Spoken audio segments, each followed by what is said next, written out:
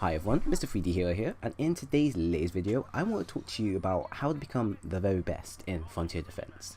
Now, Frontier Defense has been out for quite a while now, I believe around a month or so, and generally, I've been hearing a lot of positive reviews for it. A lot of people enjoy the game mode, people say that it's something new, it's something fun, it's something completely laid back, and it's just exhilarating. At best, it allows us to actually just enjoy playing the game as it's currently designed, instead of going into multiplayer and getting completely sweaty or getting frustrated and annoyed over simple small things. Now that Frontier Defense is here, everyone can just kind of, go their own way. If you want to play a AI versus pilot game, Frontier Defense is there for you. Or if you're someone that wants to play multiplayer is there for you as well. And this is great because this is what Titanfall 2 and Titanfall as a whole is designed. It's meant to give us different options to go in and play the game however we like. Now, although Frontier Defense has been out for quite a while, I genuinely want to try to go over some points of how to become even more better in Frontier Defense. And these tips here are things that you probably already know. But if there is something that isn't really known already, that's even more great. Because in many ways, I'm helping you to improve upon your skill and your gunplay even more in the game. And if you're a relatively new player, this will also help you a lot. Because sooner or later, when you hit insane, or even master, or even hard mode, these modes here will completely change up how you'll play Frontier Defense. Even on easy mode is relatively hard. So this here is my tips for becoming the best in Frontier Defense. So my first tip I have to offer you is to use and try out all Titans. Now, Respawn has introduced a new upgrading system into Frontier Defense called the Aegis system. And these Aegis systems are basically little miniature upgrades that enhance and improve upon our Titans even more. So for example, Scorch has the ability to shoot his canisters out, but also when he shoots his canisters out and they explode, they do extra damage. And he also has the ability to shoot out not 2, but 3 thermal shots from his main primary weapon. Now, those are just 2 examples from Scorch. And all the other Titans have different types and a multitude of loadouts that fit their playstyle, making them even more aggressive and more heavily designed to focus on whatever role they play. So when you go into Frontier Defense, go in, play the Titan that you enjoy the most in multiplayer, but also when you do get the time, go ahead and play all the other Titans, because all the other Titans play effectively well in Frontier Defense. And also, it's recommended that you go ahead and play all the other Titans, because once you start hitting the higher rounds and the more harder difficulties, you're going to start realizing that you can't play just one Titan throughout the whole difficulty and expect to always be successful. Sometimes you may need to change up and play a different role if push comes to shove. Now, the second tip I offer you is to understand the map and enemy location. Now, Frontier Defense is quite an easy game mode for me personally. When it comes down to actually understanding where the enemies are coming from, that's where you have to kind of improve upon. Understanding some of the maps are quite simple, because if you play the multiplayer, you understand where the main routes are, where the main pathways, where you suspect enemies may be coming to. Now when you first play, you're not going to have an absolute clue where the enemies are going to be coming from. But once you start playing the game for, I say, a good while, maybe a day or two, you'll start to understand where the enemies are coming from, what rounds the enemies come to, and how to basically counter them. So one thing I recommend is that when you load into the map, make sure the map you're playing, you prepare by using a correct loadout and use the correct Titan to counter the area. A good example of this would be Blackwater Canal. Now Blackwater Canal is a small but tight enclosed area where it has a lot of lanes, and I believe it only has around 3 to 4 pathways where enemies will mainly be coming to. Now this is relatively easy if you're going to be playing Scorch, as Scorch is basically designed for shutting down lanes and causing a ton of damage. And then if you want to maximize your success, make sure your teammates are playing Ronin or Legion or even Ion or Monarch to provide even more support. Personally, once you understand where enemies are coming from and what lanes and direction they'll are pointing to, each map become a bit more easier.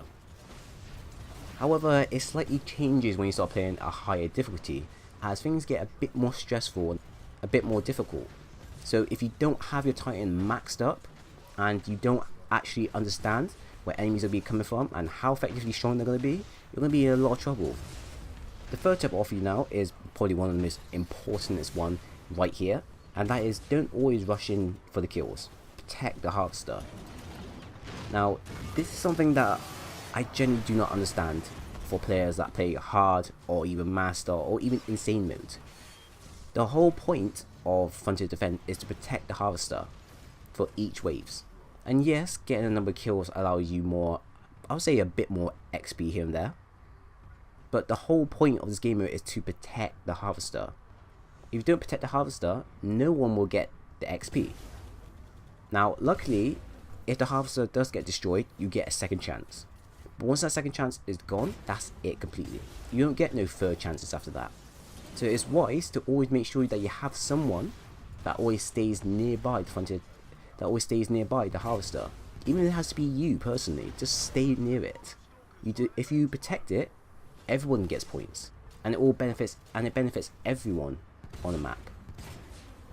If you go in sort of rushing in for the kills, then it's not really going to work out for you.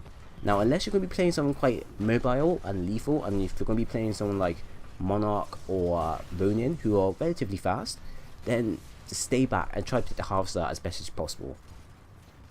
Now, the fourth tip I recommend is to try and communicate with your teammates and don't rage at friendlies. Now, this is important because this can make and break a difficulty. Say, for example, you go into easy mode. On easy mode, a max of 3 players are capable enough of protecting the harvester, because like I said, it's relatively easy. Even 2 people, if they're really well coordinated and have maxed up titans, can protect the harvester. Now, when you start going up in difficulty, that's when things start to get more harder, and at that point there, that's when you either have to have a team that is well coordinated and well prepared to actually protect the harvester.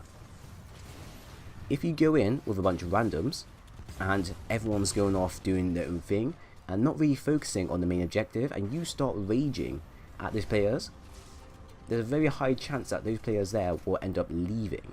And if they leave on a game mode such as insane, and if they leave on difficulties such as insane or master, you're in real big trouble. Because unless you can call somebody else in to fill that spot in quickly, there's not a high chance that you'll be able to protect the harvester, even at higher difficulties. Unless by some miracle, you and your teammates who just all share a hive mind are capable of coordinating all your attacks, doing callouts and protecting every single point to win the game overall. But the chances of that is relatively low. So if you have somebody that's new on your team and they don't know what they're doing, don't rage at them and have a go at them and tell them, if you don't do this, you're blah blah blah.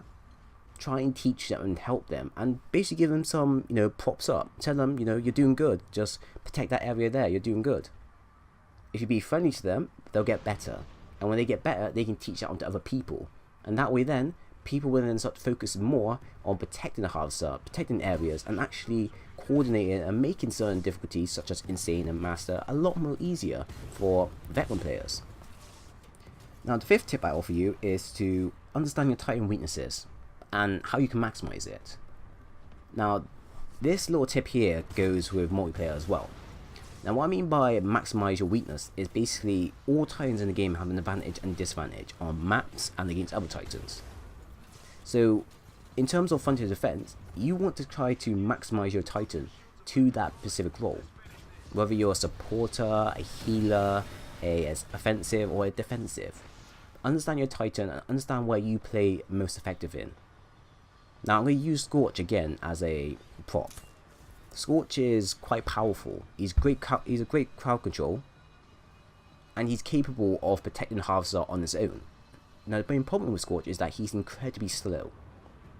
And if, for example, on the map there are mortar titans that are laying into the harvester, and say for example there's no one on your team that is going off and destroying the mortar titans, it may get to the point where you have to go off and go destroy them yourself. But by doing that, you're basically leaving the harvester wide open. And that's how the harvester takes on a lot of damage. The moment it starts hitting 50%, that's when the damage starts to become real. And that's when everyone starts to panic and start to focus on the harvester. And that's when all team tactic basically goes out the window. Now I should know because I've been in that situation where I had to basically go off and destroy the Mortar Titans. And by me destroying the Mortar Titans, I had to quickly rush over, destroy them, and then get back to the Harvester that was taking on a ridiculous amount of damage. And I couldn't do much about it because I didn't have my mic on me. I didn't have no way to communicate. If I did communicate by message, it just put me in a more difficult situation. It just wasn't fair whatsoever. So understand basically your own role. If you're someone that does a lot of damage like Scorch, but you're relatively slow, try and make callouts to your teammates. If you have enough time and you know the enemies are not near you, give the player a message. Or if you have your mic, attach that quickly. Tell player A to go over and destroy the Mortar Titans, or tell player B to go do it for you. Just do callouts and try to be effective, because the more you communicate with each other, the easier the difficulties get. And that also brings me to my last tip. And this is probably the most important tip. Something that has been around for basically forever. Something that players basically have to rely on through their own instincts. And that is to learn to live without the minimap. Now, one thing that you don't know about Insane is that the moment you play Insane, you don't have a minimap whatsoever. That minimap that is in the left corner, that's completely gone. You have to basically work and rely on pure communication. In many ways, it's kind of like removing your eyes. The moment you remove your eyes, you have to rely basically on your hearing. And that's generally how Insane mode plays. You have to make sure that you can hear where the enemies are coming to. You have to understand by pre-knowledge where the enemies are going to be spawning to, how many enemies are going to be coming, and who is prepared to actually take on that task of protecting that left flank or protecting that right flank. Now that's Insane mode. When it comes down to the other modes, such as Master, Hard, Normal and Easy, you don't have to worry about that. You still have your minimap. But I encourage you to actually learn to not rely on your minimap. Because by you relying just on your instincts, it basically makes you a bit more accurate. By you knowing where the enemy footsteps are, you'll be able to react much more quicker rather than looking at your minimap and then back down again. By doing that, you're losing maybe a second or two. And by you looking at your minimap and then looking back down again, the enemy could pop around with a group of Reapers or Stalkers or such, and they could just kill you there and then. But if you learn to not rely on your minimap and learn to just focus, and I also recommend that you use headphones or earphones to maximize your instincts even more, it will generally come in more handy. Now if you take for example games like CSGO or even Battlefield or COD, those games there, in some instincts, in more, I say, pro matches, where players tend to not rely on the minimap. Players tend to rely more on the footsteps and such. Now this is something that you also want to try to follow as well. And it also plays off in multiplayer as well. By you having headphones and you basically reacting to how the environment reacts, you have a better chance at countering and protecting the Harvester at 100%. So those are my tips for getting better at frontier defense. Now you're probably thinking that these aren't the best tips there is. But these tips here are ones that I could highly recommend that you look into and you focus on improving upon. Because if you learn it and you learn something from these tips here, I know I've done a good job. And for example, if it doesn't work for you, you can always give it to someone else, because someone else may benefit this.